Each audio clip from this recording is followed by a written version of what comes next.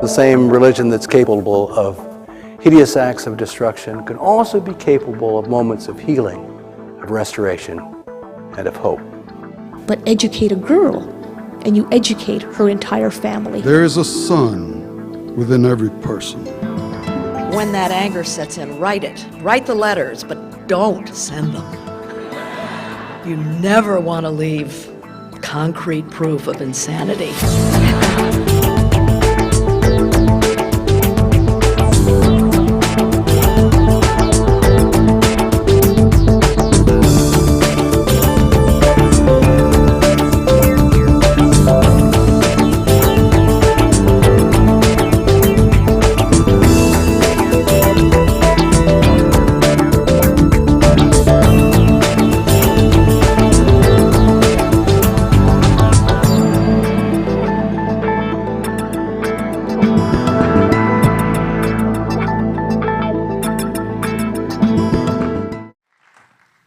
Yes, good evening. I am a professor of French. I am in the administration here, but most importantly, I'm a longtime friend of our guest speaker. Before we get to hear him, just a few pieces of business. Somehow we should really, I think, thank the sponsors for the event, the Office of Academic Programs, the College of Creative Studies, the Department of English, the College of Arts and Sciences, and the Arts and Lectures series. I'll start this introduction by reading the first two paragraphs of the biography on the Pete Hamill website, because they are, in their dry, factual way, revealing of the roots of Hamill's culture. So, here they are. Pete Hamill was born in Brooklyn, New York, the first of 7 children to William and Anne Hamill, who were immigrants from Belfast, Northern Ireland. As a child, he graduated from Holy Name School in Brooklyn, then went on to prestigious Regis High School, a Jesuit institution in Manhattan. In 1959, at the age of 16, he dropped out of Regis and moved on to the New York Naval Shipyard, better known as the Brooklyn Navy Yard.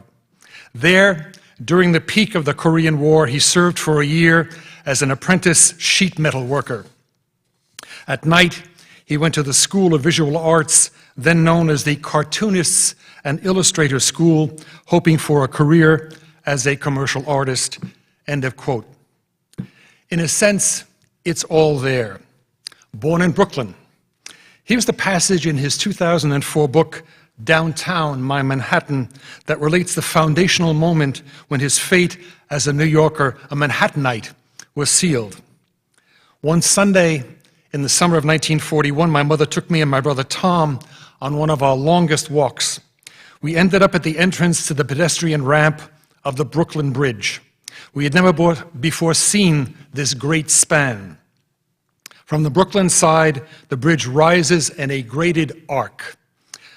The central walkway and the roads for automobiles are flanked by its soaring suspension cables. As my mother pointed out the distant ships in harbor and river from that great height, the size of boats and bathtubs, we reached the top of the rising arc. Then, for the first time, I saw them. Spires aimed at the sky, dozens of them, hundreds of them, all gilded by the morning sun. "What is it?" I said in a stupefied way, as my mother told me years later. "Sure, you remember, Peter," she said. "You've seen it before." And then she smiled. "It's Oz." And so it was. Oz, indeed, the golden land of creativity and opportunity of which Pete has taken total advantage over his career and which he has enriched in return. Mother, father, 7 children, family. Much of Pete's writings describe the joys and pains of his upbringing and all the lessons that he learned that have become the stuff of his later reflections. A Catholic from a family born and raised in Belfast, the Protestant community of Northern Ireland. Surely all the scrapes and outright slugfests that he got into as boy and man are predicted in that biographical detail. Geography is destiny. Regis High School, an all-scholarship, extremely competitive prep school for the sons of families of modest means of the New York metropolitan area. Modest means indeed.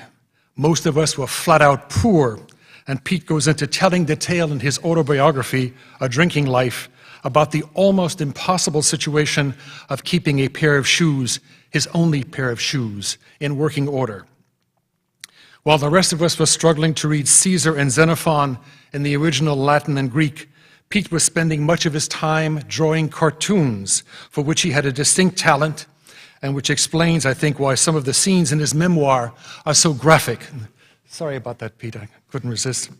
But he learned much from the cartoonist school, especially when the teacher told him that the big shape, the big forms have to come first. In other words, for the journalist and novelist he was to become, the details are important, they give life to the portrait, but it is the big picture that counts. And so after dropping out of Regis and doing a stint in the Brooklyn Navy Yard to finance his cartoonist lessons, Pete has been following the big picture with compelling details ever since. He's been a columnist for the New York Post and the New York Daily News, rising to the job of editor-in-chief for both. He served as a European correspondent for the Saturday Evening Post in Dublin and Barcelona, and covered wars in Vietnam, Nicaragua, Lebanon, and Northern Ireland, and reflected on the journalist's art in books such as News is a Verb. Pete was drawn to fiction from an early age as he read stacks of books out of a conviction that you can't write well if you don't read the great texts. Somewhere along the way, he must have asked himself the same question formulated by Jean-Paul Sartre in 1947, Qu'est-ce que la littérature? What is literature? Does the novelist write to create a personal world, or should the novelist write to remake our world? Pete Hamill, from his privileged position as both novelist and journalist, would undoubtedly reply yes to the question, for both options are true for him. Now, while I believe that Pete would subscribe to the Hegelian reasoning of Sartre's assertion that writing is the means by which a society reflects on itself, I am confident that he would agree that in the fantastic house of fiction, there is room for commitment. But to become engaged, you have to understand the context. It's clear from the books, like his 2003 novel Forever, that Pete has become an historian of New York City, for all roads lead to the city and to its major waterway, the North River, the subject of Pete's 2007 novel. Pete has not only traveled the world, but lived abroad for long periods of time. As he puts it in A Drinking Life, quote, after Spain, we lived in Dublin, and later in Rome, and San Juan in Mexico City, Laguna Beach in Washington, D.C., and saw a lot of places in between. Each time, we made the long circle home, back to New York, back to Oz, back to the scene of 9/11. Pete finished the novel Forever on September 10th, 2001, but had to add another chapter to complete the story of a man who was made immortal from the revolutionary era through September 11th, as long as he never leaves Manhattan. If you want to get a feeling of what it was like on September 11th in New York City, the panic, the white darkness, the eerie silence, I recommend that you give special attention to the last 35 pages of that novel, Forever. You will notice that, exercising incredible restraint for an Irishman, he does not have recourse to hyperbole to describe that day. We all know that hyperbole is the privilege of the Irish, of course. Albert Camus once proposed that the first important French novel, La Princesse de Clèves, The Princess of Cleves, succeeded in highlighting the ravages of love because of its passionate monotony. In like manner, Pete Hamill's Forever has a dramatic effect on the reader of those last 35 pages because of the passionate understatement of a novel that reflects the influence of two of Pete's principal models, Hemingway and Garcia Marquez. That is, the novel is the confluence of the staccato realism of North America enhanced by the magic realism of South America. And I think that, in its way, that will be the focus of Pete Hamill's talk for us tonight, the happy concordance of cultures. He has written eloquently about the influx of all the immigrants to New York, the Germans, the Ukrainians, the Chinese, the Haitians, the Jews, even a few French, the Italians, especially in a wonderful chapter in his little book, Why Sinatra Matters, and all the others too. but I suspect that if pressed to name the two major immigrations, he would reply the Irish, starting in the 1840s, and the Latinos over the past 50 or 60 years. It is with great personal pride and pleasure that I give you Pete Hamill, the bard of the city, the prose laureate of New York, who will speak to us on immigration, the lessons of New York. Pete Hamill.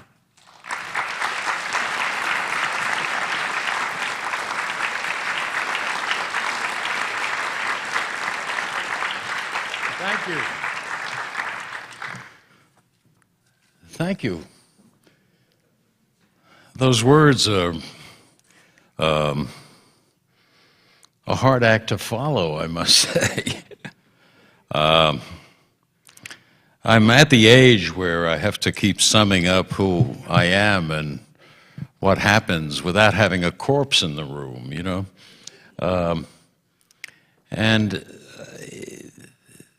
I think Ron Tobin hit every one of the points that I would have, if I was asked to identify myself, I couldn't have done a better job. Thank you, Ron. Just wonderful.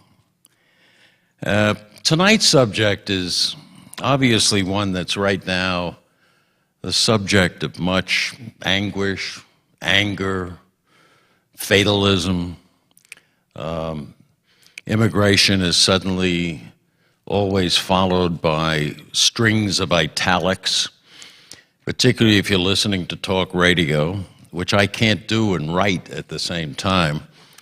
But it's obviously something stirring all of us in one way or the other.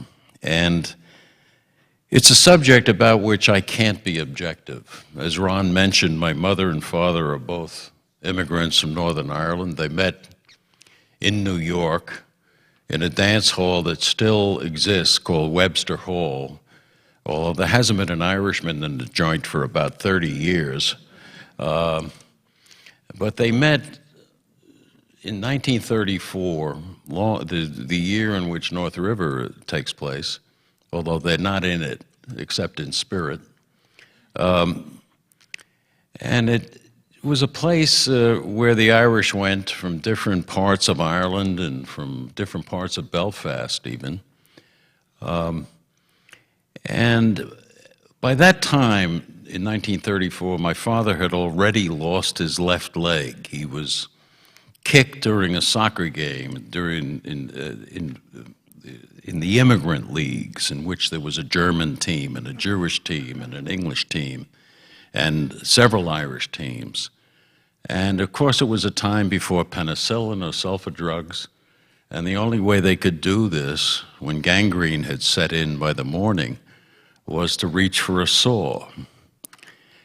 That was 1927. He doesn't meet his wife for another 7 years. That must have been pretty lonely years, because he couldn't take advantage of the things that Irish immigrants in New York in those days could make a living at, working on the waterfront, construction trades, buildings trades. He couldn't do that with one leg. But he was in the Webster Hall, my mother told me the tale later, and he was with some friends, and they were all dancing with women on the dance floor. And he sat on a chair up against the wall watching. And she came over and said, "Let's dance." He says, "I can't dance." And she said, "Ach, neither can I," and took his hand and led him to the dance floor with his wooden leg under his thing, and a year later they were married. So what they did for me as the oldest of the 7 kids, and the gifts they gave us, were astounding. They were short people, like a lot of the immigrants of those days. If you look at the pictures of Jewish immigrants at the rails of the ships gazing warily at the unseen skyline of New York, you know they were all small people. Some of them are still alive. They're in Florida, most of them.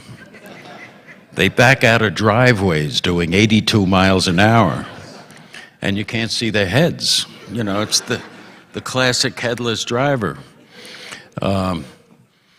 But they were giants too. And any of you who come from the immigrants, and that's almost everybody in this amazing country, giants got us here.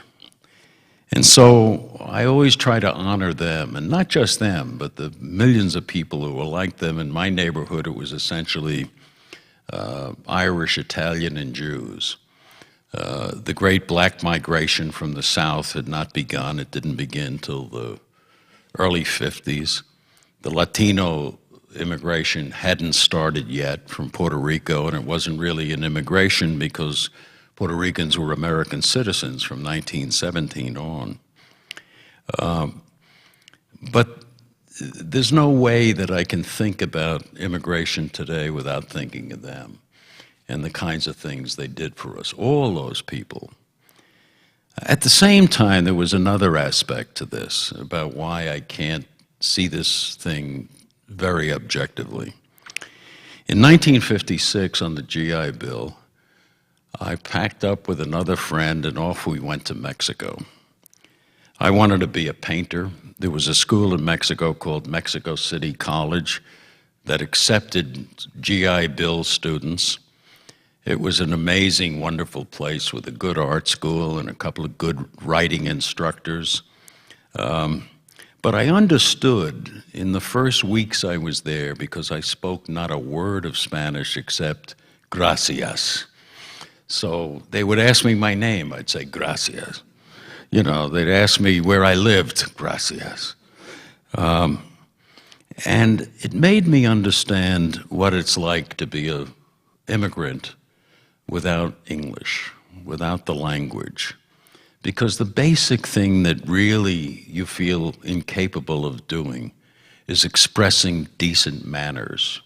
You can't ask directions and then say, thank you very much. You don't know how to do something as simple as that. And I think of it every time I pass immigrants in New York, which is every single day, that they must be struggling with the same thing I felt in those early days, because I didn't have the problem with my parents. They spoke English. And I understood that it was not unique to those immigrants, although the Yiddish-speaking Jews from Eastern Europe certainly had the same problems when they first arrived. The Southern Italians from Naples, Calabria, and Sicily had the same problems. They even had problems talking to each other because dialects might be different and they couldn't understand each other that well. But when I think about both those situations, being a stranger in a strange land, and trying to express your own humanity to other people while inquiring about theirs, it seems to me something I will carry in my luggage to the day they cart me off to Greenwood Cemetery. In Mexico, I learned many other things. Nobody could have been kinder to me than Mexican people. No others that I know are as essentially decent and human, along with being hardworking, as Mexicans. No stereotype was more inaccurate than the stereotype of the lazy Mexican sleeping up against a wall somewhere. And they were very kind to me. At one point, along with a couple of other dopes, I got in a fight in a bar somewhere and ended up in jail, in a prison which is still there called the Lecumberri in Mexico City. And I was in jail for about 5-6 days. And in the Lecumberri, there was no place to eat. Families brought food to prisoners every day and left it at the gate for so-and-so and so-and-so and so-and-so. And for the 5 or 6 days I was there, and it was a madhouse, they shared their food with me. And after I finally got bailed out by a friend of mine, I would be walking down the Paseo de la Reforma and a bus would go by and some guy would yell, "Pedro, ¿cómo estamos?" and it was one of the guys I was in jail with. It was a very small society to be an alumnus of. But when I hear the debate that's going on now, I think of all those people that I knew 50 years ago, and I still go back. My wife and I have a house there, and I know Mexicans of all social standings, from poor people who are semi-literate to people who write histories and work for magazines and all that. I begin to think about the whole subject. And I've tried to deal with it in different ways, including in the new novel. But I'm always reminded that the debate, particularly the terms of it in the last year, which got more and more bitter as time went on, that none of it was new.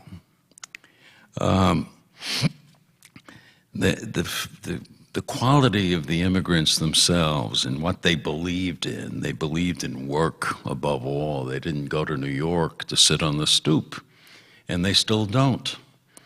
And they had a kind of toughness. It was a toughness that I still admire, because it was not bullhorn toughness. It was not talking tough. It was being tough. And that meant tough in hard times, the ability to endure things until they got better without getting desperate, although there were some desperados among them, but to be able to endure. And I think that toughness is the thing I remember the most about them, that whole generation. The other thing I remember about them is how generous they were. They watched each other's kids from the windows as they played in the streets. They knew who was drunk and heading up to the wrong apartment.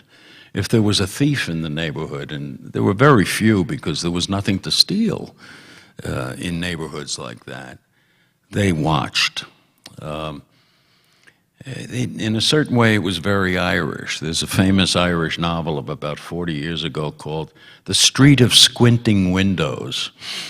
The windows seemed to squint. You know, there were these old biddies that had nothing else to do. You know, the husbands had mercifully died young.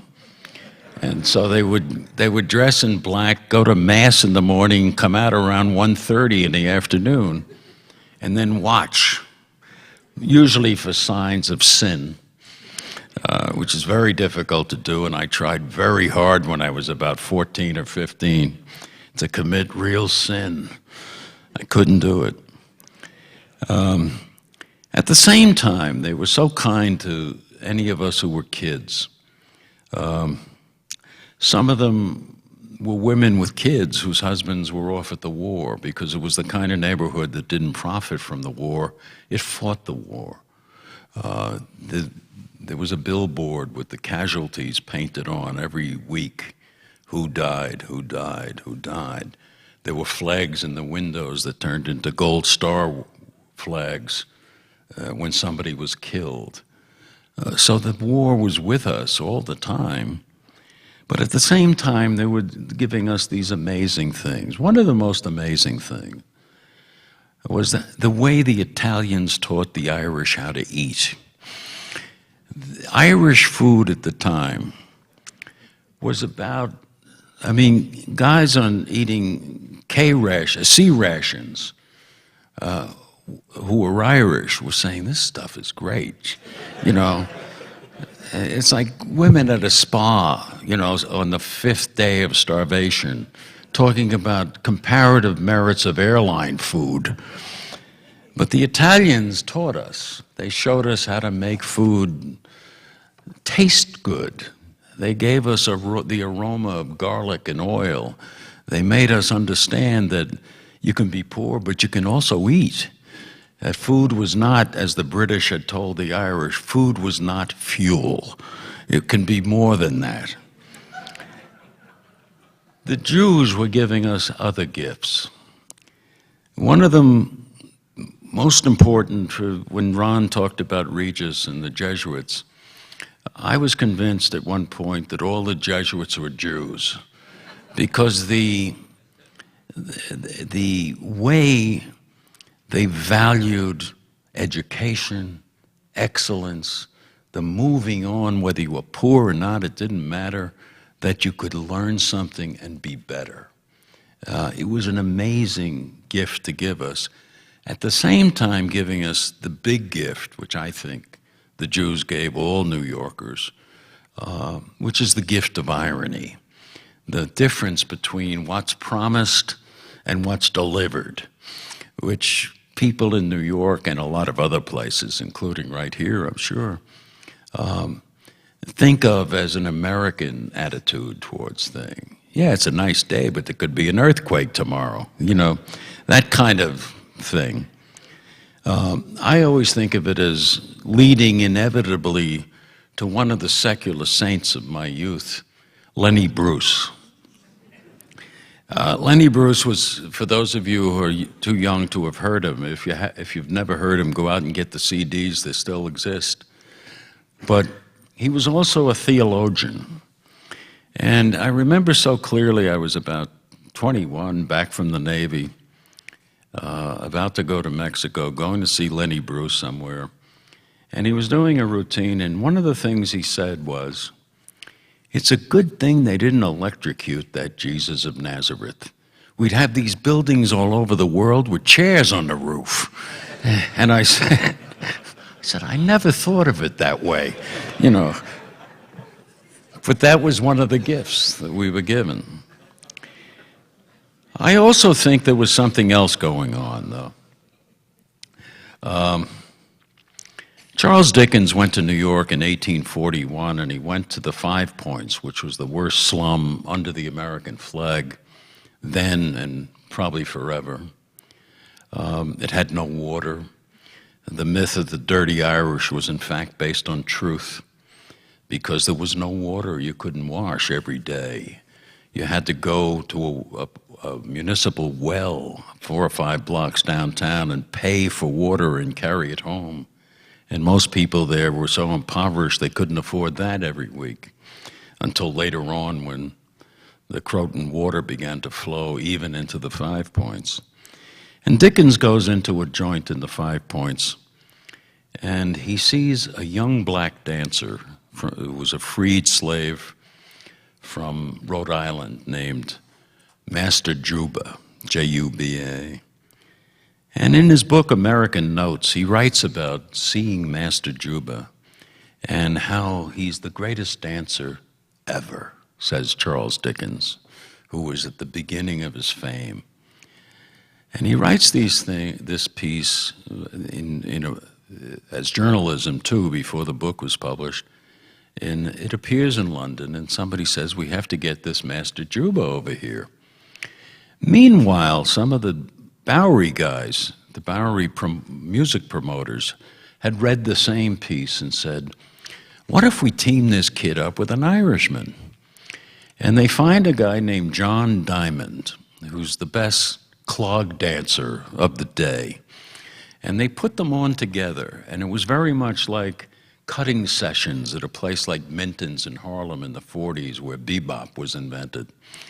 And Master Juba would, John Diamond would do some steps. You think of river dance, you know, those kind of steps. And Master Juba would say, "Yeah, watch this." And he would do his version or his variation on it. Together, they invented tap dancing. So from those two kids comes later Fred Astaire, Gene Kelly, the Nicholas brothers, Gregory Hines, a whole generations after generations of people who might never have heard of either one of them. But it was the kind of thing that only could have happened in a city like that. That Master Juba, had he stayed in Africa, wouldn't have been the dancer he was. It took the crazy music of the Irish and the Five Points to bring out something in him that he could improve.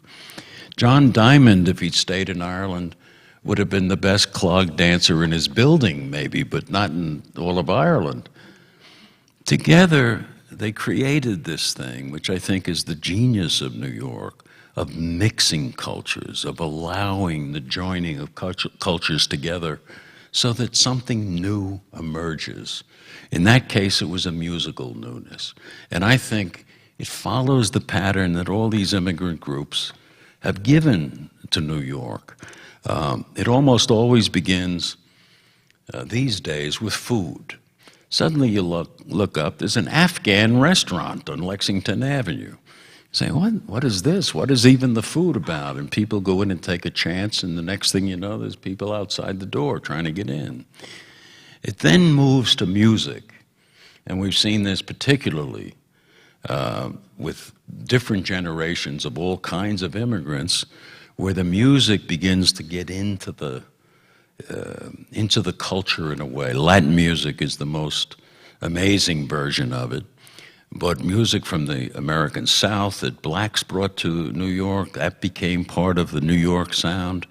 Music that came from country and Western people that was really a variation on Irish music comes and becomes part of what I call the alloy, the thing where you take different metals that are individually weaker than the alloy that joins them all together. And that alloy began to form. And then the final one is language.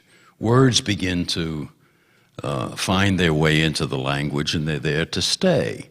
A couple of years ago, I saw my favorite headline, New York headline of the last 10 years. It was in El Diario, the Spanish language morning paper. And the headline said, Serrano says, yo no soy un schmuck. And I said, that's the New York headline. He's showing he's bilingual, you know. And they stay there forever. You know, I can't tell you how many people in the last 3 days have sat in front of television sets yelling at some politician or another, schmuck, or putz.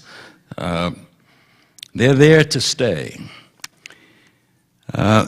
What's also interesting about looking at each of the immigrant groups that spoke foreign languages, Italians and Eastern European Jews, but also Germans, whose history has been lost because of the different wars. The history is not expressed. They were, at one point, the second largest immigrant group in New York.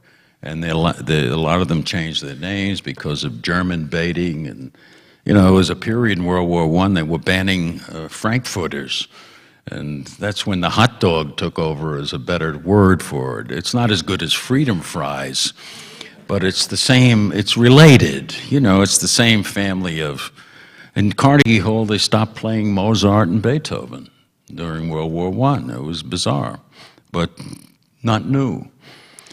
But usually it's 3 generations. The immigrant who comes generally speaks the language of the old country with a few words to be polite, to try to be polite, please, thank you, to try to get paid with some of these ruthless bosses they used to have. Their kids are bilingual in both languages, although generally not literate in the old country language. And the 3rd generation has lost the old language. I once interviewed Keith Hernandez from the New York Mets and realized that although his name was Hernandez and my name was Hamill, I spoke more Spanish than he did because he was 3rd generation. It had gone. He was a wonderful speaker of English, but the old language was gone. And they still called him Mex on the team. It's happening now. The same evolution is going on right now. It's a slightly lower, the speed of it is slightly slower, is what I meant to say. Because of other factors. Television is one of them. You can sit in New York and watch television. There's 4 Spanish language television channels, so the people from the old country in particular don't have to learn English to be entertained or informed. But they're doing it at the same rate. If you go to the Queens, the Central Library in Queens, you can't get a seat. It's full of immigrants, all studying for citizenship tests, for naturalization papers, for job interviews. You can't get into the place, which is thrilling if you're a writer. You walk into a library and it's packed. You say, this is something. I mean, it's not NASCAR, but it's pretty impressive. And yet, even now, we're hearing things that we heard in the 19th century. Don't educate the kids of these people's kids. Don't educate them. You know, they didn't want to bring them, if they didn't bring them here or didn't have them, why should we pay taxes to educate them? And of course the answer is you pay taxes to educate them so they're not going to be a permanent underclass that's not literate in any language. But it worked in New York, particularly over the last 100 years. And I think there were factors that get underwritten or under-noticed by historians. One reason was the subway. There's now 700 miles of track of subway, which allows all parts of the city to communicate with every other part. It allowed, in the case of the Eastern European Jews, to move to Brownsville and other parts of Brooklyn because there was a subway that could still bring them into work. They could live in what was then a new neighborhood and then became a ruin in the 70s and is now rising again. But it allowed them to live there and work where most of the jobs were in those days, particularly in the garment industry in Manhattan. So the subway was very important. Another thing that never gets dealt with is the rise of big-time sports after World War I.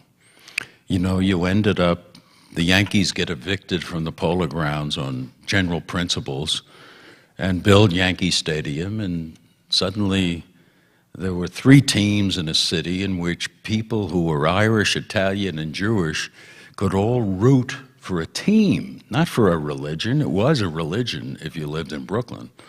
But they could root for something that had nothing to do with the world that they left behind, that was American. I often say my father didn't become an American by reading de Tocqueville or the Federalist Papers or biographies of James Madison and his work on the Constitution. He became an American by reading the sports pages of the New York Daily News. My mother never read them. She became an American anyway, but she went to her grave at age 87, not knowing a bunt from a shortstop, and it didn't matter. But my father, it mattered a lot, because that was the common language of the people he worked with, the people in our building, the people in our neighborhood, big-time sports, in particular the Dodgers, including boxing, which had an ethnic basis. There's a famous story about, by the 1930s, the Irish fighters had begun to vanish. And there was a guy named Lou Stillman who ran a gym on 8th Avenue, and he gets a call one day, and he says, Kelly, do you want the Jewish Kelly or the Italian Kelly?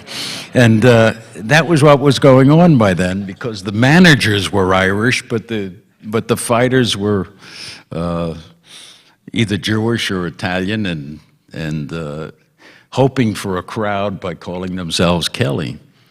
So big-time sports, I think, is the one area that deserves real academic examination to see what a unifying force it was for people. In one of my novels, I have a story of a baseball day, and people crossing Prospect Park, the Italians coming out from South Brooklyn and Bensonhurst, and the Irish coming up from what's now called Carroll Gardens and heading across, and the Jews coming from another part of Flatbush heading down into the Ebbets Field, and how finally in 1947 the African Americans were part of all those assemblies of tribes, and they were there because Jackie Robinson started playing baseball that year. which led to some of the first moral arguments of my life, in which my father gave a shorthand version of by saying, "I don't care what color he is, can he hit the baseball?" There was no argument about whether a black American should or should not play baseball in the United States of America. It was absurd. So though baseball in particular, because it was a large arena sport, Madison Square Garden held about 18,000, but if you went to Yankee Stadium, you could put 50,000 people in the stadium to watch baseball. And so those were organizing forces that were at play. There were two historical forces, too, that made these different parts of the alloy come together. One was the Depression. There's no good side to the Great Depression except one. It afflicted everybody. It didn't spare the Irish on the the West Side docks and only afflict Harlem. It afflicted it in general all over the city. Everybody was affected by it. It was so massive, so widespread. And, you know, a lot of what I write about is the generation that endured that amazing economic crisis. But it was something that brought people together in some way. They were suffering as New Yorkers, not as Jews or Catholics or Protestants or anything. They all were afflicted by it. And the other one of the same period was World War II, because everybody was involved in it. I don't know if you saw the PBS Ken Burns thing on the war, but it's so clear from looking at that, because I lived through part of it as a boy, as a young boy. Everybody either served in the war or shared the sacrifices of the home front, the rationing, the shortages, the ability to look up at the Gold Star flag that was hanging in a window and be able to console the person to whom loss was permanent. But everybody shared in it. I remember my father, in my book, A Drinking Life, I tell this tale of Christmas in 1943, in which I was given a brand new pair of roller skates. The first new roller skates, I think, ever appeared in my building, never mind in our apartment. And I got so carried away by this scrap metal drive that I threw these new skates into the I don't know what they call them, were great big bins of some kind, collecting all this scrap metal. And my father got so angry, he gave me a slap, because the skates probably cost $4 or something, or $5 or something, which is a lot of money. And my mother had to intervene and say, Billy, he's only a kid. I mean, you know, as if she understood that scrap metal drives might have been instruments of propaganda to create a sense of unity in the war. But as a boy, I took it seriously. But so did everybody in the neighborhood. So there was a sense that there was a shared stake in all this. My father worked in a war plant out in Bush Terminal at nights, making bomb sights, which he whispered to me one day. What do you make over there? Bomb sights. You know, because loose lips sink ships was one of the big slogans of the war. And I didn't know any Nazi spies at age 9. I met a few later on in the newspaper business, but there was that sense that even he couldn't go in the service because of his leg, but he worked, and I kept thinking that what if there was a comic book called Captain America in which the great villain was a character named the Red Skull. And the Red Skull might have been some sort of anti-communist propaganda too, I can't remember, but he was a saboteur, And I would worry sometimes that the Red Skull would find its way to Bush Terminal and put some kind of bomb in the place where my father was making these bomb sites. We all shared it. It was in our imagination. It's nothing like what's going on with this war right now. Nothing at all, both in either in scale or in shared sacrifice, particularly shared sacrifice. There were differences now, as I mentioned earlier, television. I think the internet is a great class qualifier now. Most immigrants can't afford a laptop. It costs too much money. They can't bring it home. Their kids, and they estimate that of the 12 million illegals in the country right now, they have 3.5 million American children. As good as I am, as good as anybody in this building, as good as Tom Tancredo.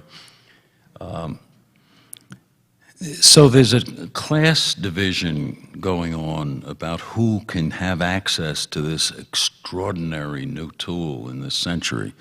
I think, to his credit, Bill Gates and his wife are doing their best to try to get computers to people that can't afford them. But it's one of the things creating gaps right now that we're going to have to deal with. I think a much more important thing, though, about this generation of immigrants compared to the ones I grew up with, there's no Tammany Hall, by which I mean there's no big city organizations as there were in Boston and Chicago and Kansas City and other places, in which professional politicians, all Democrats, basically not ideological, would help process immigration waves. The immigrants they often, in the wonderful old days, they would meet immigrants at the piers and, as they were getting off boats, and say, "Follow me." They would help them to become Americans. They first of all helped them to fill out the forms to apply for citizenship. They helped send them towards jobs. They'd say, "Go over to Brooklyn to such and such a street and ask for McGinty and he'll put you to work." They only had one thing they wanted from these immigrants. They had to vote for them for the rest of their lives, along with all their children. And often, as they used to say in my neighborhood, vote early and vote often. That was the deal. And a lot of the Tammany guys in New York and in the other big city machines were corrupt. They were taking a piece out of the construction budgets and civil service jobs and so on. They got kickbacks from suppliers. But they also performed an amazing social function. They helped do what is now not being done for this immigrant wave, helped make it easy to apply to be legal. That function is not being picked up by anybody right now. There are some immigrant organizations that are trying to fill in the gaps, but if the Democratic Party was serious, or the Republican Party for that matter, if the Democrats were serious about making the country of the next 25 years, they would go back to the kind of organizations they had when people really needed to find their way in this complicated country. And they could still do that. They could go in and help people really try to sort out what are often baffling rules and regulations, no matter whether you read English or not. What I like to look at and think about when I go, because I live not far from the Immigration and Naturalization Service in downtown Manhattan. And so every morning when I walk past there, the immigrants are lined up around the block trying to do things the right way. And I talk to a lot of them, just wandering around, and I can speak a little Spanish, so I talk to guys that work in coffee shops. Some of them are my friends. I see them every day, and people working in construction jobs. And what's so clear to me is they have the same ambitions for their children that my mother and father had. They want, first of all, they want their kids to be taller than they are, you know, and it's working. You see kids who are 9 who are as tall as their father, you know, because they're getting protein more than they ever had in their lives. They're flourishing in this country.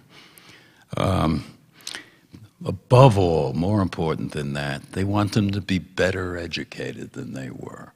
I'm constantly running into people who went to primaria and dropped out after the 6th grade and never went to secondary school. Obviously, you had no chance at all at the university. And on every May, I go to the graduations of some of the schools in town, CUNY particularly, where the tuition is low, but even at NYU, where it's ridiculously high and where I teach a little bit. And when you go, there's always somebody on the edge of the crowd, a whole family. They were all weeping, except the dope in the top with the hat. You know, he's looking weird, doesn't want his girlfriend to see him over here. But they're all weeping because it's the first kid in 500 years of history of that family who ever finished at the university. The first one. And you see it every spring for the last 10 years. I go out of my way to go to these places because that's the thing that I love about the country. I love the sense that in one generation you can go from semi-literate to a college degree. You can see it. It's observable. It's there. And we should be cheering this, not hearing things saying, why are we paying for the education of this? Instead of that mumbling, grumbling attitude, we should be cheering. It's the only country I know that does this, and it's still going on.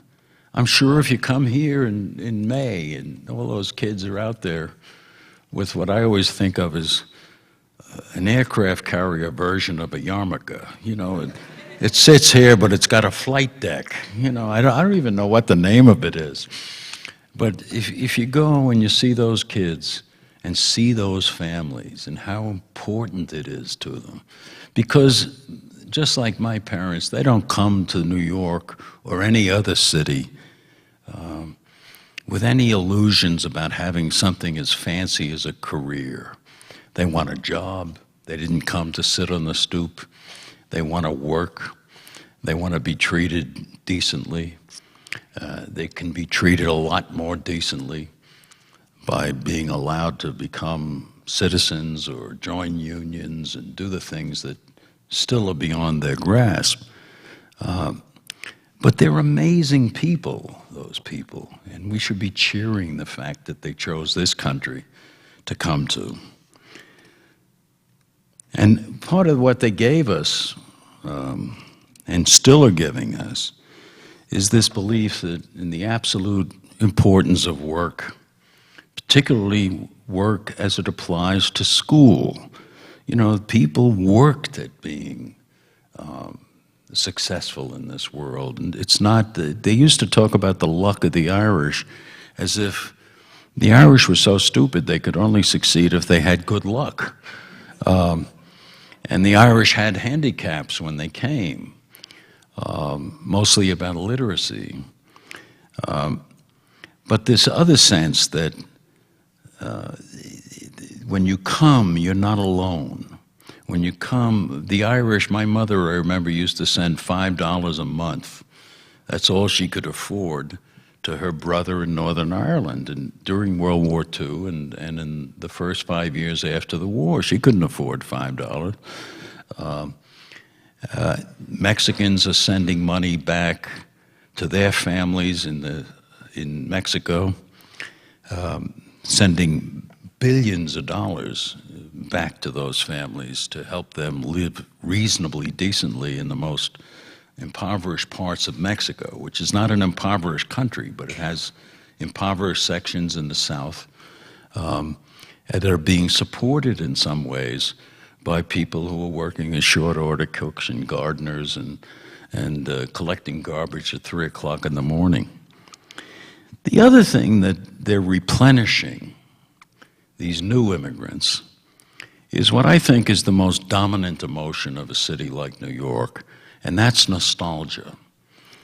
The kind of urban nostalgia I'm talking about is not sentimentality, which is a fake. Nostalgia is real feeling about things that actually existed. You go away for the summer, because velocity of change has a lot to do with it. You go away for the summer, your favorite coffee shop isn't there when you get back. And there's a hole where they're going to put girders for a new skyscraper. Things change so quickly on certain levels in a place like New York. But also there's another level of nostalgia that's specifically about immigrants. It's a longing for the place where they were 4 years old. That's always the old country, whether it's Sicily or Palermo or the west of Ireland or some godforsaken shtetl in the middle of Eastern Europe that no longer exists. There's people feeling some anxiety for it. I used to know this because, among other things, in the 50s, I was a big fan of a show at night called Jumping with Symphony Sid. Symphony Sid played jazz, which I loved, and I would work late into the night as an artist, and he would go off the air at 3 o'clock in the morning, from midnight to 3. I'd wake up in the morning and I'd hear the Hungarian hour in Hungarian Yiddish. I didn't know a word of it, but it made me realize there's many different ways to even listen to the radio in New York. And this station was one of them. And it was representing a period in which the last of the Yiddish speakers were all alive in New York. Their newspaper, the Daily Forward, sold 250,000 copies a day and probably had about 700,000 readers at the peak of the circulation in the 1920s. Out of it came people like Isaac Bashevis Singer, my favorite Nobel Prize winner, who got the news in a delicatessen in Fort Lauderdale. The only guy to ever get the news that way about winning the Nobel Prize. But also it was a paper that really tried to do something interesting, and it has to do with these generations of all of them. It was trying to put itself out of business.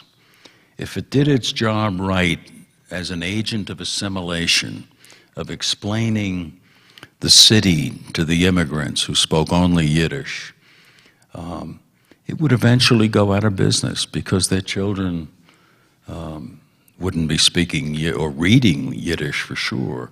And most of the kids, Jewish kids in New York in those days, didn't even go to Hebrew school. That was not until after the war. So that period of our history also was about great change. The Daily Forward now is once a week in English. And even the pages they had in Yiddish for the last readers in Florida are mostly gone now. There's a page here and there. But I think also, and I don't want to dwell on this too much about New York, but it goes back beyond that generation. From the very beginning, we had the good fortune of being founded by the Dutch. The Dutch West India Corporation, not a king, not some religious sect, a corporation. And what they were interested in was making money.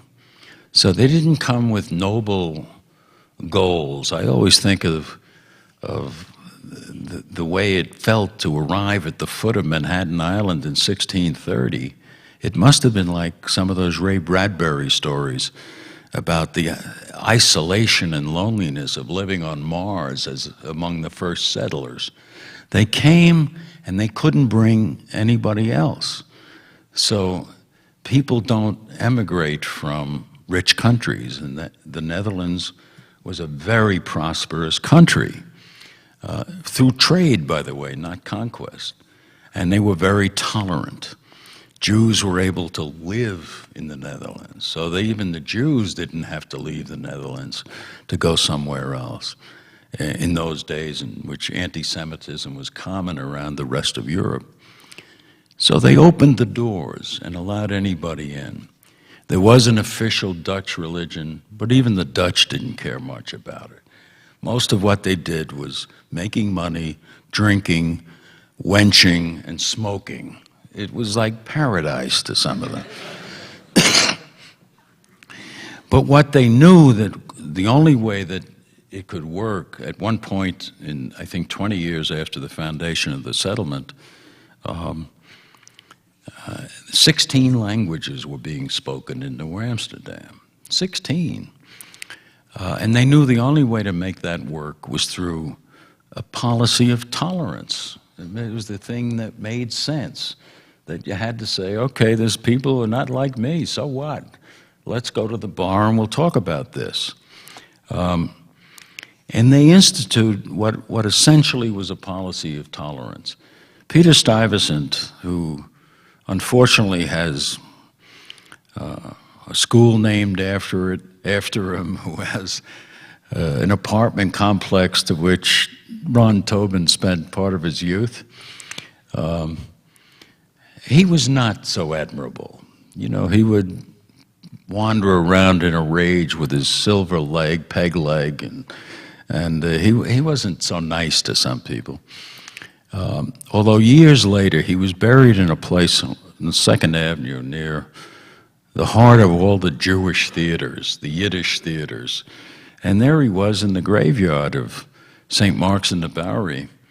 And about every 2 years, kids from the Lower East Side would come over, go over the fence, try to dig up the grave and get the silver leg. And, you know, they knew what was important, and never succeeded, apparently, and who knows whether the silver leg was even there or where it is. Probably it was stolen by fellow Dutchmen, or by the English, who came in and stole the whole colony at gunpoint at one point.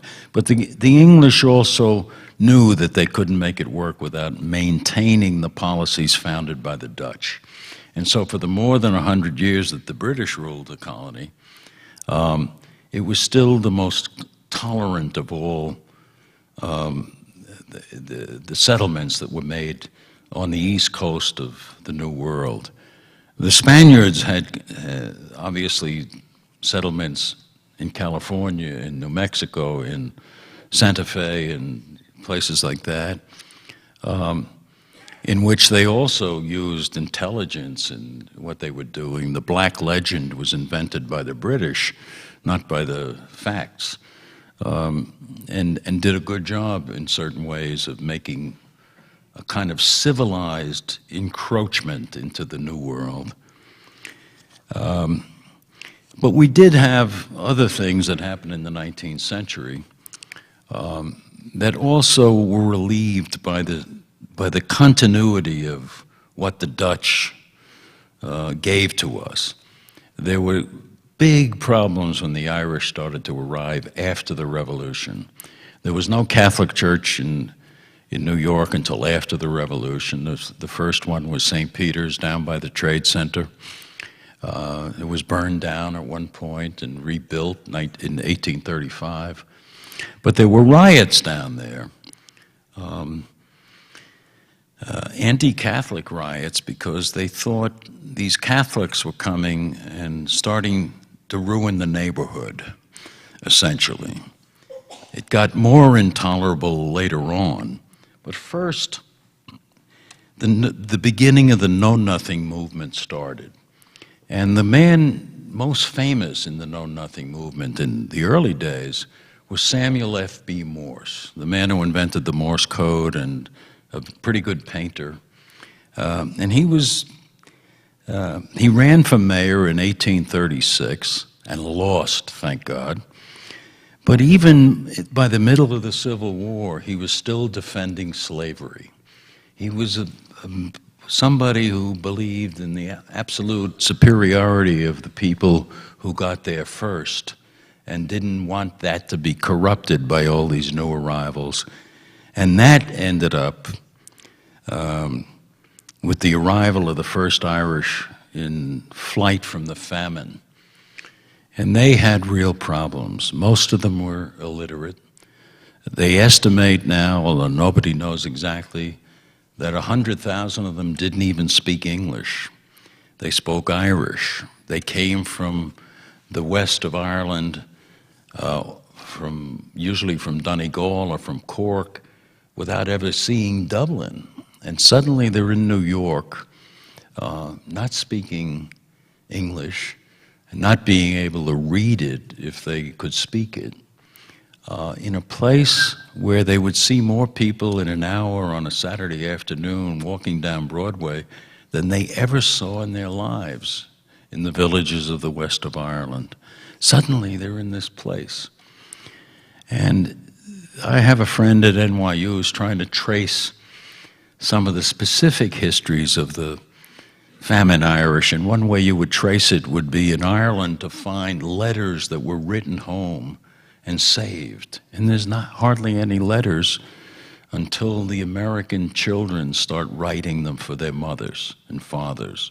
And they're very simple, you know, kids in the second grade, "Dear Bridget, we are well. Are you well? All is well. Signed Mary," you know, written in a child's hand, trying to be the writer for the parents who couldn't do this English thing, who couldn't read or write. And I'm sure those kind of letters are being written right now for the mothers of people from Oaxaca and Chiapas and Guatemala and other parts of Latin America. The same thing.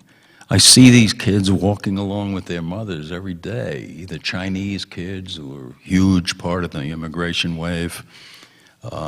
There's now 3 Chinatowns in New York, one in the old place in Manhattan, which is practically obliterated Little Italy. Little Italy was once a flourishing place. It's now about 2 blocks long on Mulberry Street, and it's a Sopranos theme park, you know? They got pictures of Tony, and they got Paulie Walnuts. There's a one that sells a lot. It's The Last Supper starring the Sopranos. You know, guys leaning in, guys we know are now dead. And forget about it t-shirts. And that's because things worked the way America promised they would work. Because these kids who grew up in the tenements of Little Italy went to school. They finally had role models who were not cops or gangsters or sanitation men or something, or restaurant owners. They had Marty Scorsese. They had Francis Ford Coppola. They had Mario Cuomo. They had people who, by their existence, said, if you work hard and get educated, you can do it here. And they did it. And they weren't going to live in tenements after they did that. They're being punished now by living in New Jersey, but that's another story. But as I always say, I mean, if it was good enough for Walt Whitman in the last 18 years of his life, I guess you can't make too many jokes about New Jersey. So those places, which would have been inconceivable 100 years ago, are examples of the absolute tenacity of the people that came. The Irish, the Know-Nothing movement got stronger as it went along. They elected a mayor named James Harper, who's the founder of the publishing company that still exists, Harper and Row, is descendants of this Know-Nothing who got elected for 1 term, because mostly they're full of blather and anger and resentment and everything, but somebody's got to pick up the garbage. How do you do this? There was no way for them to create an ideology of picking up the garbage. So they usually lasted a short term and never got elected at all.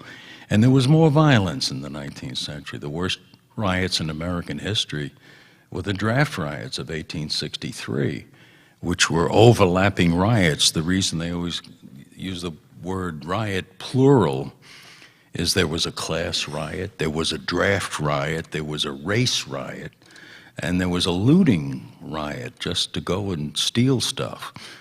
They had the good sense to break into Brooks Brothers and take everything they could grab. But like most riots, they robbed some of the stupidest stuff in history. In the modern riots, it was always paintings of parrots on velvet, in the 1970s. The worst stuff you ever saw in your life. You couldn't even sell off rooftops. But the draft riots changed everything because the bosses of Tammany came in and stopped them, essentially. Among them, William M. Tweed, who became the boss after the Civil War. But they stopped them and said, you can't do this. This is not going to work. When the variations on the Orange riots broke out between the Irish Protestants and the Irish Catholics, the sort of Sunnis and Shia of Ireland, again, the political bosses stepped in and said, this has to stop. This is not going to happen anymore. There were 60 dead in one of the riots in 1870, and that was the end of that. There was some rioting in the 20th century, not much. In the worst years of the 60s and 70s, when there were 35 dead in Watts and 30 dead in Detroit, and there was 1 dead in New York, because people held it together. They knew that the futility of that kind of thing that might have been good therapy, but certainly, definitely bad politics.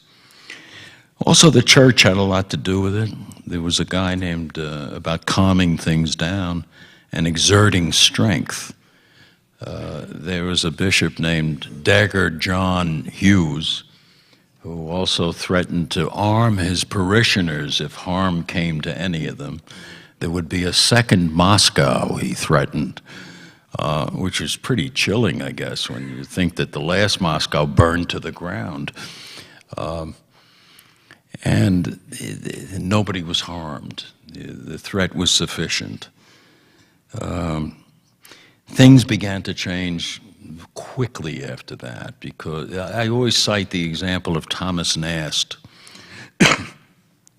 He was the greatest American cartoonist of the 19th century. He was himself an immigrant from Germany when he was 12 years old. He was the man that brought down Boss Tweed. He was a great defender of freed slaves. He was a friend of Grant and the Republican Party. And he had an absolute blind eye towards the Irish and Catholics. One of his famous cartoons, you might have seen it, showed different bishops coming ashore in America with their bishops' hats opening, the mitres, opening like crocodile jaws, coming to eat America or something, And by then, the Irish were starting to get literate. They were reading papers, and they didn't forget what this guy said about them. And within 5 years of his greatest accomplishments with Tweed, he was unemployable. He did some cartoons once a year. He invented Santa Claus to the relief of Macy's and a lot of other places, so that people could practice Christmas without having a religious figure at the heart of it. And he did a few other things. He became a painter, a pretty bad one. And at the end, he was begging for work because he couldn't get work. And Republicans gave him a job around 1901, 1902 as consul general in Ecuador. Talk about, and he sails for Ecuador, where there had been an earthquake a week and a half before he arrived. He comes in, takes over as consul general. He writes some amazingly charming postcards back to his kids. He's finally getting paid. And 2 weeks later, he was dead of cholera. After his greatest triumph, the fall was permanent because they didn't forget what he had done at a time when they were vulnerable and he was strong. And it's an object lesson of some kind. People don't forget if they feel they've been injured by public figures who have some power. These days, we don't have issues quite the same, and we don't have people dying in Ecuador of cholera from a diplomatic posting. But we're dealing with some amazing issues. I don't mean who wears an American flag pin or anything like that.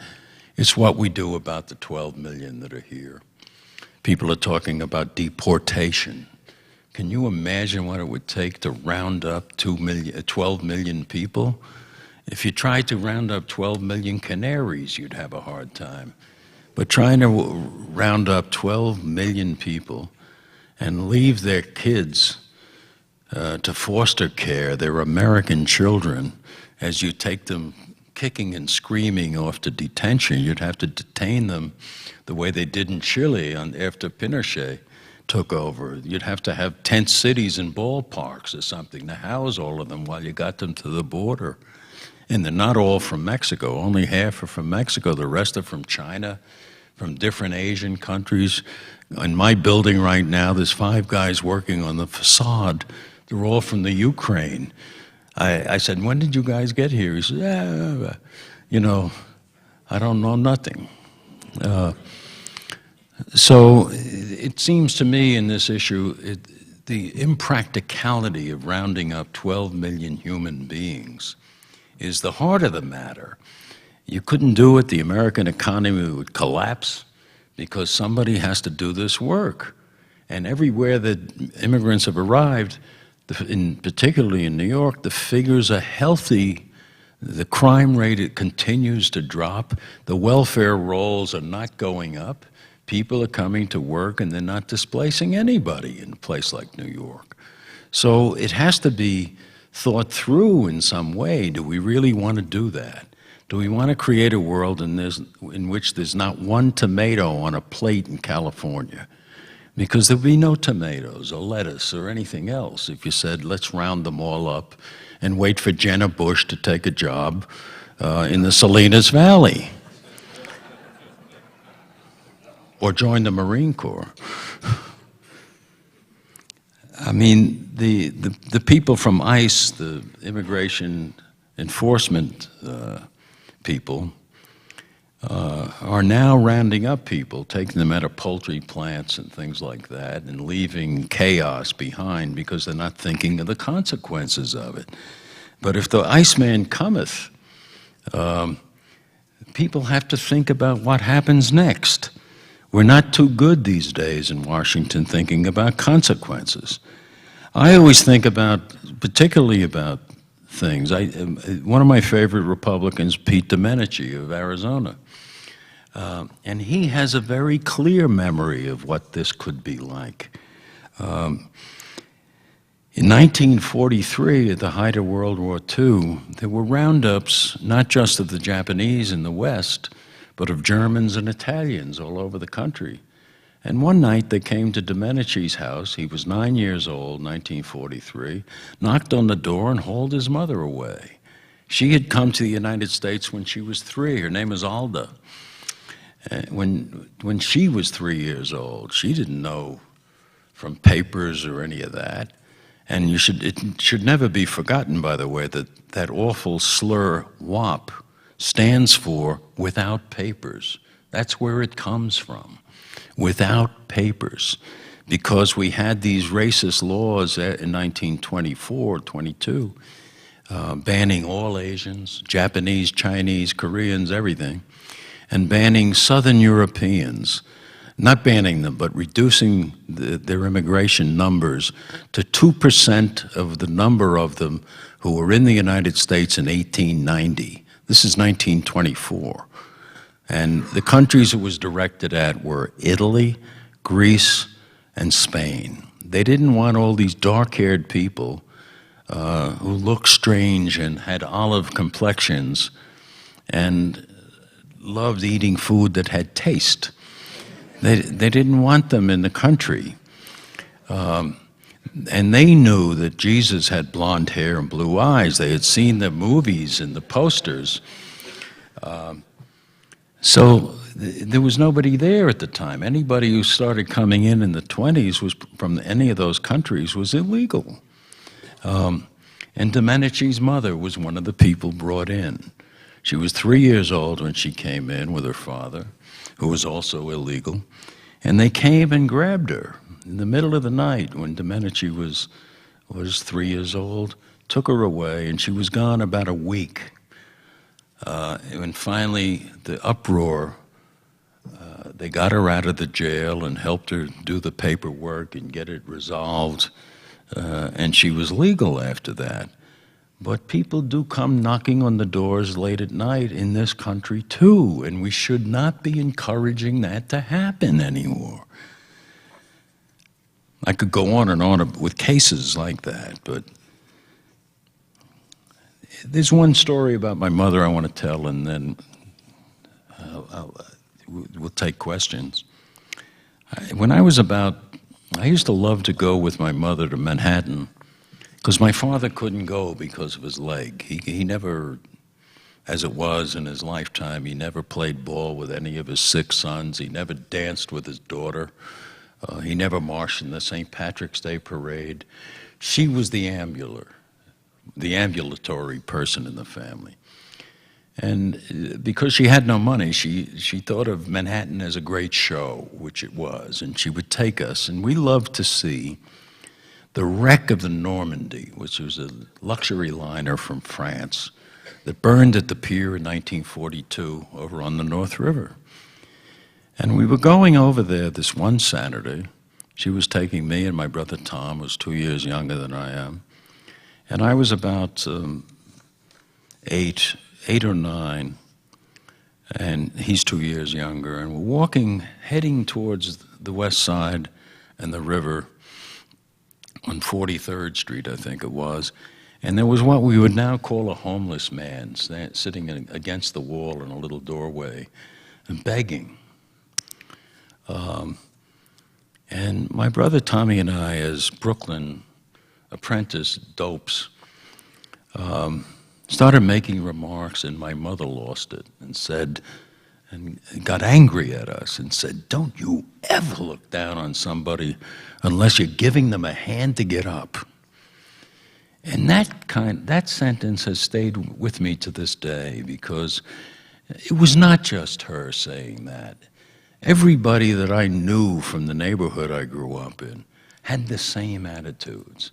They didn't come here, my parents particularly, because they had been the objects of bigotry in Northern Ireland, to do to people what had been done to them in Ireland. This was America. They weren't going to do that. The result was they had friends who were Italian and Jewish and African American later on after the war, when there were more African Americans, and Puerto Ricans and other Latinos who came along, Dominicans particularly. They were friends with all of them because that was New York. That was the alloy. They were part of it. And I think about that all the time when I think about this larger subject of immigration. There's all kinds of ways we could make the thing work better. I thought Bush's plan, as imperfect as it was better than nothing, better than indifference, better than granting a triumph to people who were looking to be stupid in public instead of trying to solve a real problem. I go a lot to Mexico City. One place to start is at the American Embassy down there. People start lining up at 2 o'clock in the morning to try to get legal visas. If they're lucky, they get seen by somebody by 2 o'clock in the afternoon. They have people at work holding places for people on the line so they can use the toilets down around the corner.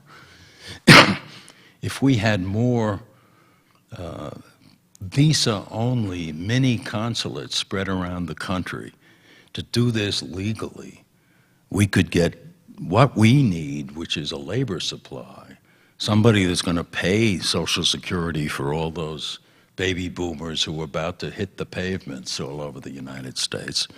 They're doing it already. They pay about $7 billion in Social Security and Medicare that they're never going to collect themselves because all the IDs are phony. So they're paying it in, and whether the employers actually send it to Washington, some cop should go around with a subpoena and find out. But they're the people who are going to pay for people for a long time if we have the good sense to let them stay. I think another way to do it is to allow them to place, if it's a short-term visa that Bush described, a kind of revival of the Bracero program, although that's not necessary anymore. Only about 12% of these immigrants from Mexico work in agriculture. They're working in construction and poultry and beef processing and all the nasty jobs. They're not so much picking lettuce anymore. But if they were going to come on a short-term visa for 6 months, let's say, or 3 months, let them put a $500 bond down. It's going to be, to go legally, it's going to be a lot cheaper than paying a coyote at the border and sneaking across with dubious chances of success at midnight. And when they come back, pick up the 500 plus interest and thank you very much and do it again the following year. You don't have to do it the way we're doing it now. I'm somebody who believes you commit felonies, you go to jail. The Irish went to jail, the Jews went to jail, the Germans went to jail if they committed felonies. At the same time I was talking about earlier, right after the Civil War, 75% of the people in the jails of Manhattan were Irish. Not that they were criminal by nature, because later on, 75% of the police department was Irish.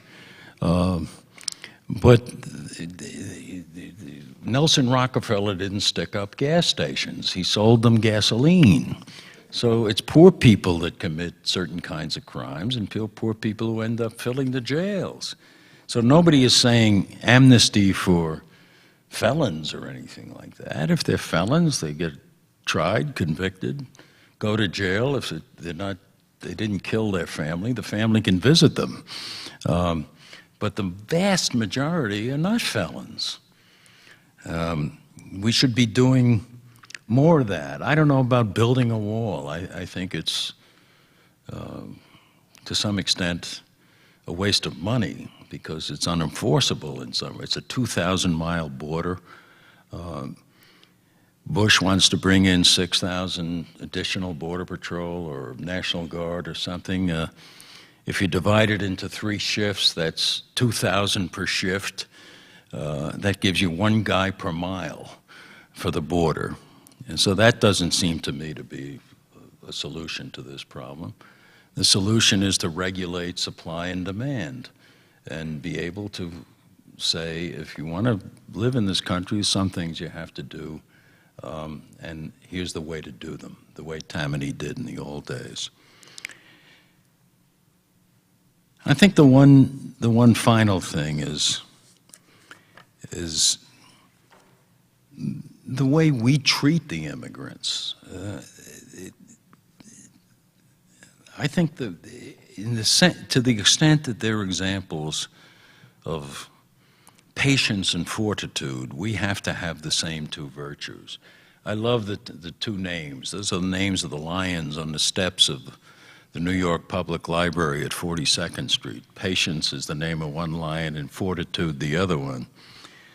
But I think a little simple decency and a little sort of sense of welcoming to those people who you see working hard every day, to say to them, gracias para venir, thank you for coming, every once in a while, so they don't begin to feel that they're here, that they're resented, that they're in some cases hated by people who talk about Christian values and are prepared to aim carbines at people named Jesus. You know, it doesn't have to be that way. We can be nicer to them, insisting on legality, creating a system of legality that's doable, and being serious about it. We need them. The Wall Street Journal editorial page is hardly a creation of the American left. And they understand that you need to have these people to do the work of this country. And that the reason we need them now is based on a great American success story. The last generation of people who did this work succeeded. Their kids don't have to do this work. It's why they did it. They pulled lettuce and they worked in the goddamnedest places so their kids wouldn't have to do that. And they succeeded. So the generation of children which has gone to the university or into other better paying jobs isn't there.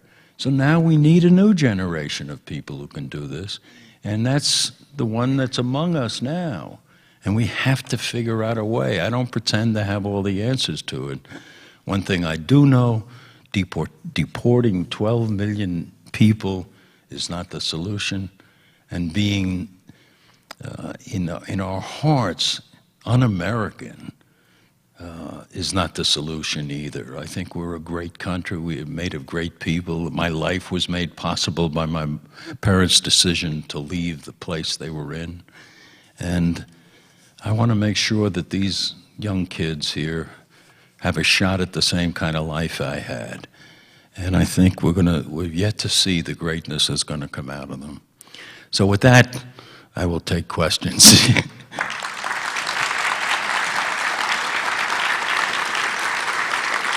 Thank you. Obviously, it's a subject that we could talk about for hours, but yes, sir. Mr. Hamill, thank you very much for your comments and your experience, your history, your personal history. To what do you attribute the mix of fear and hatred that permeates the current immigration debate, especially on talk radio? And more importantly, perhaps, what is it doing to the American alloy, in your opinion? You know, it's very hard for a writer to listen to talk radio every day, you know, because you can't listen to anything that has a lot of words in it. Okay. So I listen to Gregorian chant and Clifford Brown and other people. But I think it's one of the most disgusting emergences of demagoguery that in my lifetime. Lou Dobbs is not the problem. Limbaugh is not the problem. All the little Dobbsettes and Limbaughets who think the way to go is to be even more hysterical, shrill, nasty, sneering than the people they're trying to imitate. Those are the people. When I was on book tour in June, I would go to different radio stations and get there a half hour early, waiting my turn at some discussion group. And I would hear a lot of this stuff, and I must say I was astounded at the level of nastiness. Whatever happens in my life, what's left of my life, I would hate one night to be trapped on a desert island with Ann Coulter. You know, I'd say, holy God, I never thought I was capable of killing anybody, but I would gladly throw her off the island if the waters were shark infested, you know. So I wish it was a more temperate discussion. I wish that the temperature would be brought down, because these kids, like the kids who were offended at the time of Thomas Nast, are not going to forget. Eventually they're going to become Americans, not the ones that were born here, but their parents. And eventually they're going to vote. And to follow the example of things in the past, they'll probably vote the other way for 50 years after that. And I would like to have a country that's as good as its best, not as good as not at the level of its worst. I think we're better people than these people do. If some of these talk show guys loved the country as much as some Mexican guy who's doing short order cook jobs in coffee shops, it'd be a better country. The immigrant experience has fueled great literature and drama, even recent works like Frank McCourt's memoirs and a fabulous film like The Gangs of New York show. It's not at all played out. Can you comment on any books or films that have influenced your own sense of the immigrant story? Well, early on, James T. Farrell's Studs Lonigan trilogy even though it's not directly about immigrants. It's set in Chicago, and which had immigrants too, of course, but it gave me a sense that literature didn't have to be about exotic people in exotic places, that there was something in people like the people I knew that literature could be written about. And so Farrell, the first one like that. Irwin Shaw, in the short stories, doesn't write directly about immigrant experiences, but he's from Brooklyn, and you can feel that he is writing about that even though he doesn't label it that way. But there were some novelists in the 30s, Daniel Fuchs, who's really a wonderful writer about Williamsburg in Brooklyn. He wrote 3 novels, none of them sold more than, as somebody once said, the high hundreds. And he went out to Hollywood and wrote movies. But the first 3 novels were really pretty good. Harold Robbins, of all people, he has a first novel called A Stone for Danny Fisher. It was a wonderful book about some of that Jewish side of the immigrant story. Michael Gould's Jews Without Money was a classic novel in the 30s. The guys that wrote after the war were different. You know, they were writing as Americans. Saul Bellow is an American writer, Philip Ross an American writer. So they didn't write directly about the immigrant experience because it was a long time since it happened by then, because there was hardly any immigration during the Depression either, because nobody would immigrate to a place with 25 million unemployed or whatever the number was. But in understanding that there could be a dense culture in certain parts of Brooklyn, as I learned from some of those novels, really influenced me that way. Patty Chayefsky's early movies, Marty and some of those, were also part of it. But there's a whole rich vein that should be thought about more. A lot of it's dismissed as social realism and so on, and some of it was communist propaganda, Michael Gould in particular. But some of it was really good, so it would be worth somebody to really take a look at it again. Yes, ma'am. Hi, I'm from Brooklyn, New York, also, Flatbush. Oh, good. I wonder if you could remind us of some of the qualities that have kept this country a wonderful melting pot, because so many folks are concerned about the fact that jobs are being outsourced, tremendously. The advent of technology, people are losing jobs and are not being re-educated or equipped to be involved with other professions. And then this whole thing about terrorism and scapegoating people who are from the Middle East and other countries. There's a lot of concern about that. So how do we keep the country glued together? How do we work on this policy of tolerance or intolerance? Well, I think probably what you're going to need before you can get people's attention is not a tract. I just read a wonderful book about called The Genius of America by Mike Oreskes, who's the editor of the International Herald Tribune in Paris, an old Daily News guy, and a professor named Eric Lane, and it's about the framers and what they were trying to do with the Constitution. I think a lot of people have lost track of that. What the culture of the Constitutional Convention was about, the recognition that there are going to be divergent attitudes. People are going to argue one thing or another, and they can do it with a certain vehemence, that the Constitution has to be the way in which we get compromise. That compromise is the essence of the system. The last 30 years, compromise has become a dirty word.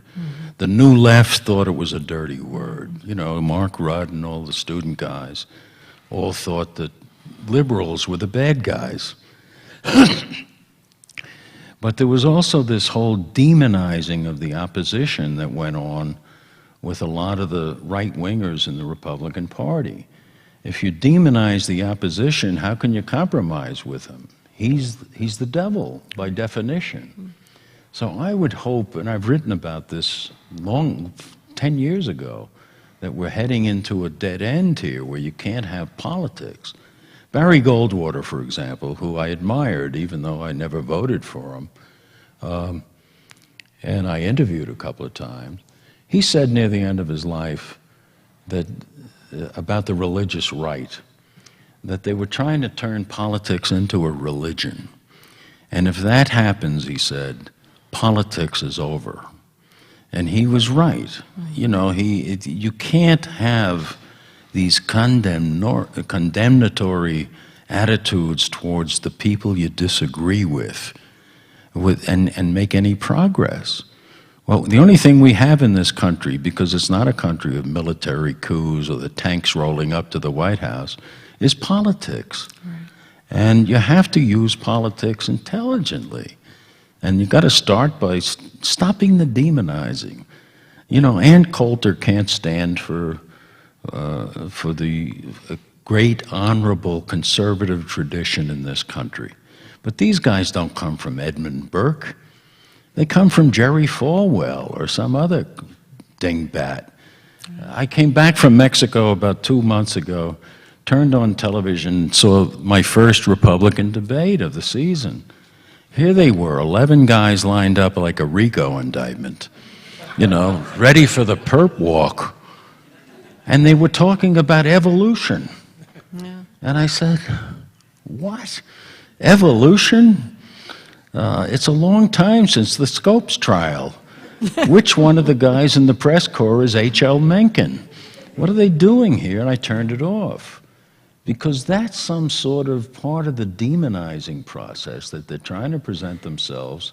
And the Democrats are not doing themselves any good by not responding in some intelligent way with irony and laughter and making this stuff seem what it is, which is foolish. But there has to be a civilized discourse between the parties or we're never going to have a civilization here.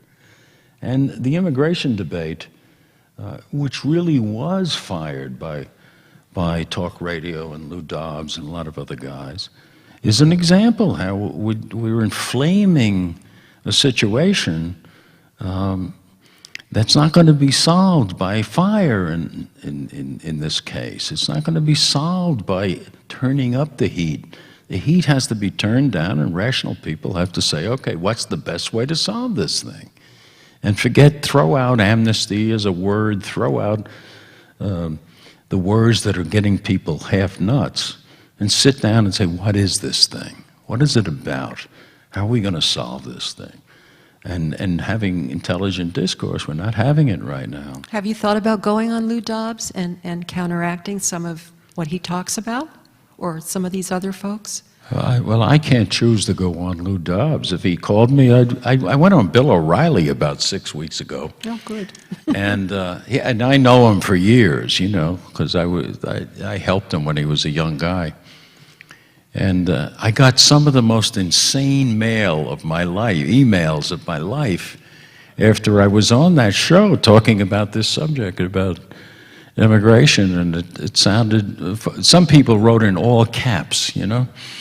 So it all sounds like a scream. Don't you dare! And I answered a couple of them with the standard letter I had during Vietnam to lunatics that would write in. I'd say, dear sir, dear Mr. McGillicuddy, some lunatic is writing letters to the editor here and signing your name. I thought you should know about this, you know. But somebody said to me, never practice irony in an underdeveloped country. You get killed for it. Oh, excuse me. Yes, sir. You're absolutely right that arresting and expelling the 12 million, and it may be more than 12 million, would be an undoable police state that America wouldn't stand for. I think, however, that you're wrong when you say that only 50% of the 12 million are Mexicans. I've I've seen figures that put it a fair amount higher. At any rate, I'm wondering if, since you're from the East Coast, if you're as privy as we are to the incredible paranoia and hatred and fear that attends the Mexican question. It's not just Lou Dobbs and Rush Limbaugh. I mean, there are at least 80 miles to the south and further south. There's an enormous number of people who are extremely terrified of a Mexican influx, and it's You partly mean they might get gardened to death or something, or well, there was a. what are they afraid of specifically? Well, one of the things that helped set it off was a couple of years ago there was an anti immigration demonstration in L.A. that turned out enormous numbers. I think larger than any anti-war march that had ever been, and the numbers just scared people a lot. But even like the front page of today's LA Times, there's an article about how Mexican gangs are pushing out blacks out of black neighborhoods in LA. You mean a hostile takeover or something? Yeah, right. No, but I remember don't know, when I the mean- parades went on, people were yelling, "Did you see all those Mexican flags?" These are people who apparently never were at a St. Patrick's Day parade, Yeah. an Israeli Day parade, and a Columbus Day parade. To wave the flag of the country you have affection for and which you came for is not betraying the United States of America. I was in the one in New York, and they were Mexican and American flags all up and down Broadway on the way to the INS.